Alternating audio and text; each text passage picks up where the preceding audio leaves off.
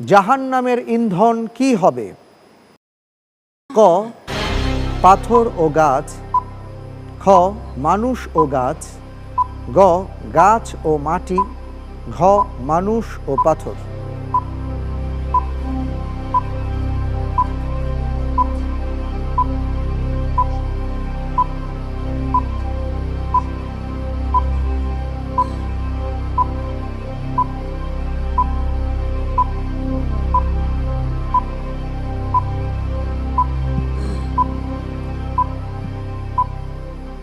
আলহামদুলিল্লাহ, আল্লাহ তাআলা পবিত্র কোরআনে স্পষ্টভাবে বলে দিয়েছেন জাহান্নামের ইন্ধন হবে মানুষ ও পাথর, অর্থাৎ সঠিক উত্তর হচ্ছে ঘ। লক করে দেয়া হোক ঘ মানুষ ও পাথর।